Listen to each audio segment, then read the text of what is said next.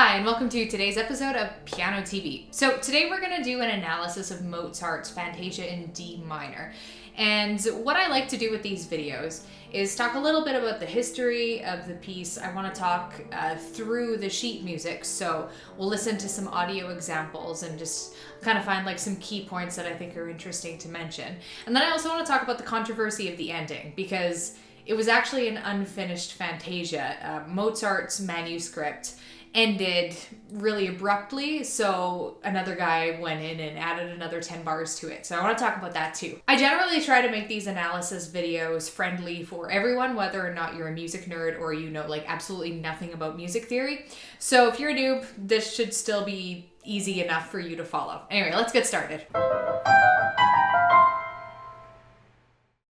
Mozart's Fantasia in D minor, K397, was composed in 1782 and left unfinished at his death. But despite that, it's still one of Mozart's most popular piano pieces. The last 10 measures of the piece were probably written by a man named August Müller, who was a fan of Mozart. And the ending was first discovered in an unauthorized print in 1806, about a decade after Mozart died. And this is the ending that you're going to most commonly hear in performances of the piece. This is a posthumous composition by Mozart, which just means that it was published after his death, not in his lifetime, probably because it was unfinished. The 1782 date of composition is actually just a really good guess.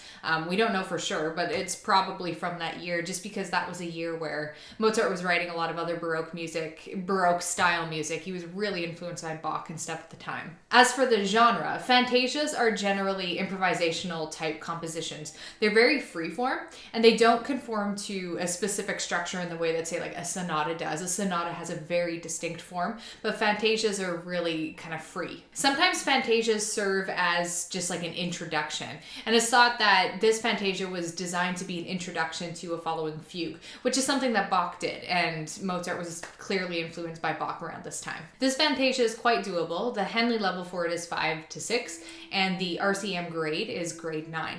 So it's considered an early advanced piece. I think part of the reason that this piece is so popular is because so many piano students learn it as like kind of a stepping stone along their musical journey. It's a little bit more difficult than his sonatinas, but it's not quite as challenging as some of his bigger sonatas. So it's one of those like musical landmark pieces that a lot of us hit. So in addition to being very playable for the early advanced student, it's also like really moody and really dark. And Mozart didn't write a lot of moody and dark pieces, so that just makes this one feel extra special. This piece is short and sweet, and performances of it are about 5 minutes long. So it moves through 3 main sections: an Andante introduction, an Adagio, kind of like body of the piece, and then an Allegretto, kind of lighthearted ending. And the Adagio, since it's like the main bulk of the piece, is subdivided into different tempos, different parts. As mentioned, historians estimate that this fantasia was composed around 1782, and this is mainly because it has a lot of similarities to his Prelude and Fugue in C major, which was written in 1782, and there was another fantasy and suite around the same time, and they all have a lot in common. When Mozart moved to Vienna in 1781, he began to seriously study the works of Bach and other Baroque composers, and this study would influence many of his later compositions because he liked to incorporate counterpoint and polyphony into his later works, just like as in the Baroque style. Mozart left behind a lot of unfinished fugue fragments during this time period, and just for those of you who don't know, a fugue is just a composition with multiple voices. So instead of being melody and harmony, it's kind of like multiple melodies all at once. These fugue fragments, as well as Mozart's immersive study in Baroque music, is why it's generally thought that this was composed in 1782 around the same time. It was also thought that this was meant to have an accompanying fugue section to go with it. Like this, it was supposed to be a pair, like a fantasia and fugue. However, like there's no way to really know that for sure. It's one of those details that's been lost in time. A lot of composers tend to associate specific keys with specific moods or feelings. Mozart didn't use the key of D minor very often, but it's the key that some of his darkest and weightiest compositions are written in. It's kind of like his preferred tragic key. So a good example is his famous Requiem was also written in in D minor and has very overt death themes. I always find Mozart's minor key compositions to be so interesting because he composed so few of them. It's almost like he saved up like all of his darkness and sadness and poured them like full force into just like a select few pieces. And that's why those pieces like this one or the Requiem always feel a little bit more special than maybe some other composers who did more dark pieces. We're going to take a look at this Fantasia section by section, and I'm going to be sharing audio clips of the various sections along the way. And I'll share any interesting tidbits about the various parts that I think are interesting, which will hopefully give you a deeper understanding of the piece. As mentioned before, there are three main parts to this piece, and they're all very different. You have the slow Andante opening, very solemn. And then you have the Adagio, the bulk of the piece, which finishes with the cheerier Allegretto section that has like a major key sound to it. So we're going to be looking at each of these sections in turn. So let's get started. The opening Andante section is clearly meant to be an introduction. And actually we've done a tutorial of this section on the channel before if you want to check that out. It's not super difficult to play. A word that I think describes this section well is dreary. You got the moving arpeggios that go from the left hand to the right hand throughout, and they're played very, very low on the keyboard, which gives it a really deep, sad sound. And then you have these sustained bass notes underneath that are meant to be held, and that just gives this a lot of weight. The Andante section opens in the key of D minor. I'm just writing like a D 5-finger scale. I'll show you why in a second. So you can see that we start on a D minor chord. You see the D, F, A, D. However, we don't end on a D minor chord. Good luck reading this note. It's actually an A.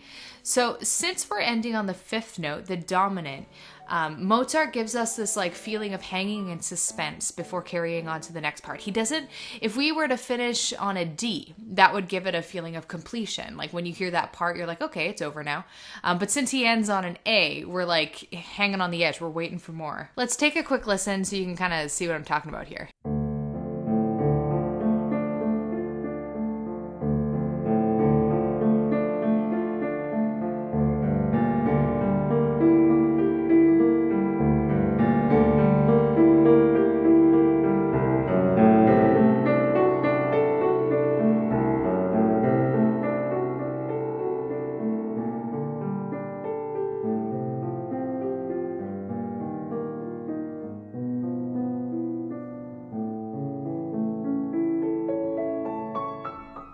So then we have the Adagio section, which, as previously outlined, serves the bulk of the piece. It has a few distinct sections. It's got 5. So the A section, we'll listen to this first. That's the one we're looking at now. It's the first and second theme, which are going to be repeated throughout the rest of the Adagio section. Then we got the presto, fast improv part. We have tempo primo, which is basically just going back to theme 2. Then we got another presto, another fast part. And then tempo primo, we go back to theme 1. So let's take a look at theme 1 and 2. Okay, so first of all, what I have on the screen here is theme 1, which is really mournful. You'll notice it's got a lot of 2-note slurs. You go in here, here, here. They're kind of all over the place. And I think there's some in the left hand too. Maybe I'm thinking of a different part. This is another 2-note slur. Anyway, 2-note slurs tend to give like a sighing sound to them. They kind of have like a lilt. And I always think that 2-note slurs, especially in this minor context, at an adagio tempo, which isn't very fast, end up sounding very mournful. So let's take a quick listen to that.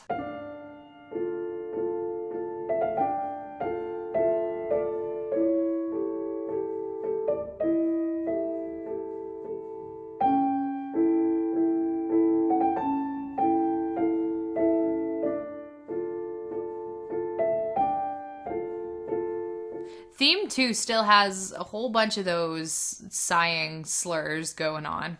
So we don't lose our mournful feel in the second theme. The difference here is that everything is agitated. Like we start off with this like powerful forte section that's really dissonant because of the chromatic octaves in the left hand.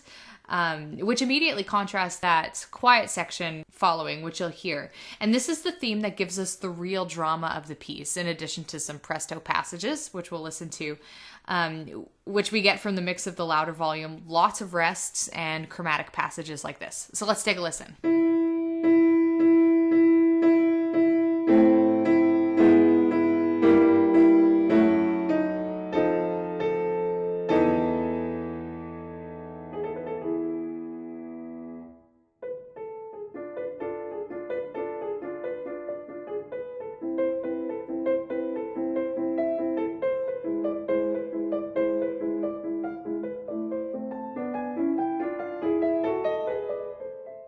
Then we have the first presto section. There are a couple of these in the Fantasia. They're interesting because they don't have any bar lines and they don't have it doesn't really have a time signature or any sense of rhythm. And this means that they're meant to be played in a free-form style without like a specific beat. These passages are also called cadenzas, which we've talked about on the channel a little bit. And Mozart uses them really effectively here to break up the different parts.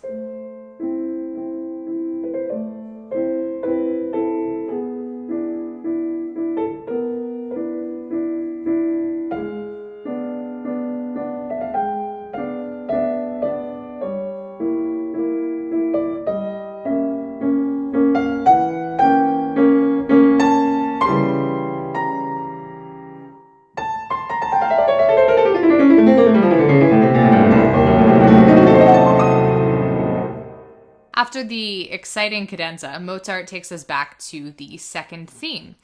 You can tell because of the repeated notes, you see the sighing slurs, you can see the chromatic octaves. The only difference with this part on this repeat is that it's in a different key. I believe the first time you hear the second theme, it starts on an E, and then now we're starting on a D. So it's a little bit lower, but otherwise it's basically the same. There's just a couple changes at the end. But let's take a listen.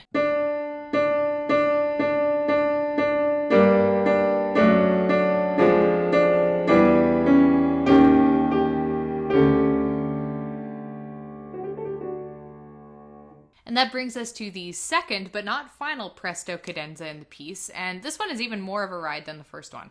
So it follows a similar trajectory. We go very low, we go from high to low, and then we go right up from low to high. The first cadenza does that too, except this one is twice as long. So we'll take a listen to this presto. After we get to the presto section, it jumps right back into the first theme, which we won't listen to because it's basically the same. You've already heard it. And then that's when it moves into the final third section of the piece.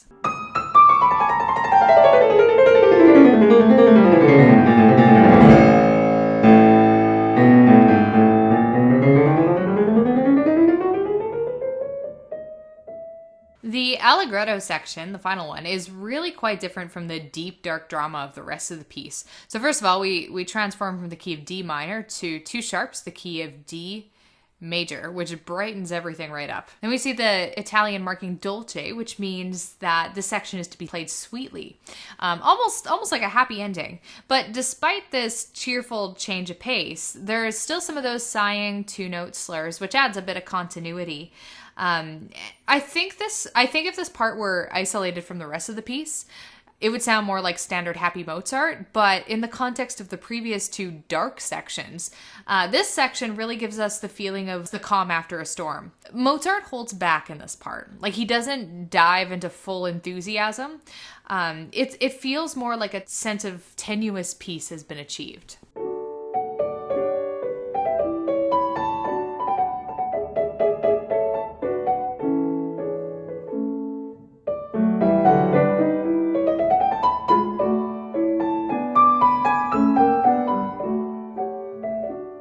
So immediately following the peaceful section is a very lively 16th note section.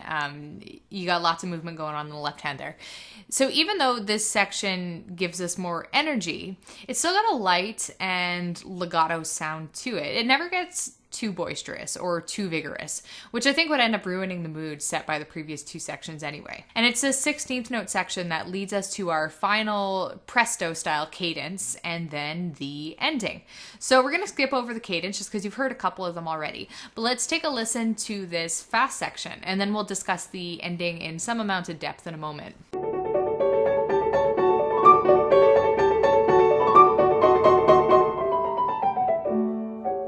Okay, so we kind of have two endings here. We have Mozart's ending, where his manuscript was cut off, generally considered to be incomplete. And then we have the ending added by Müller some years later, which most people end up performing. It's in most editions. All right, so let's take a look at where those are. Where you see this dominant chord. Now remember, if we're in the key of D, D is like the first note. The dominant note is the fifth note. So this is an A chord. And if you remember from the very beginning, from the introduction, that gives it a very unfinished sound. It's like you're waiting for more in the piece. This is where Mozart's manuscript ended. And everything beyond that point was added on at the end, like a decade later, by Mueller. So what I want to do is take a listen to Mozart's ending first. And what you'll find is that when the audio's over, it really doesn't feel resolved. You'll hear that dominant chord here. It feels like there's still more song to come. Maybe like, it's almost like Mozart didn't know what to do after this part.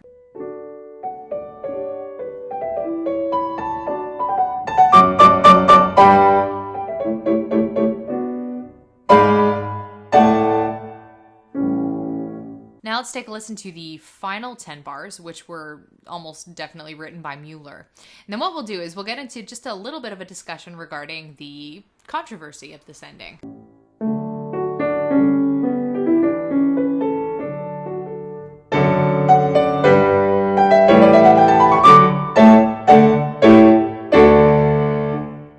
So for nearly a century and a half, people actually had no idea that Mozart didn't, in fact, actually write the last 10 bars of the piece.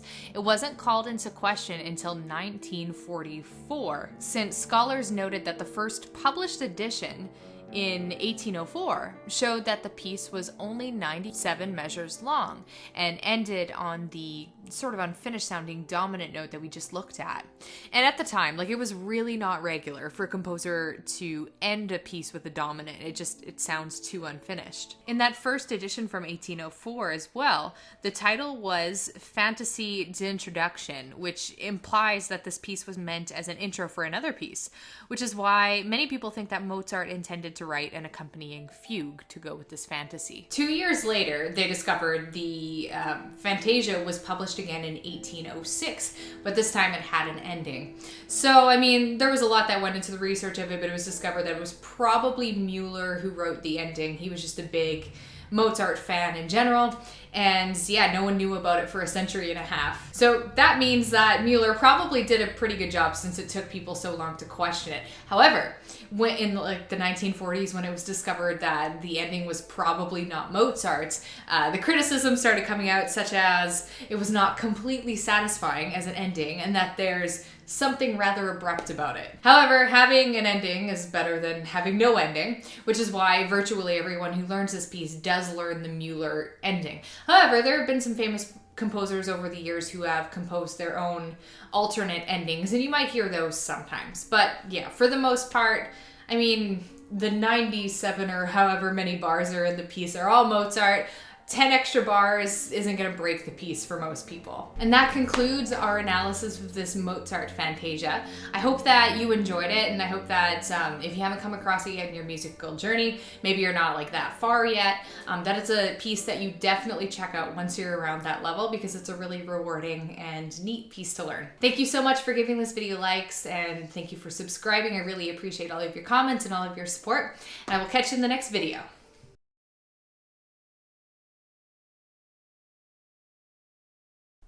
This is a post. Am I recording? Yes, I am.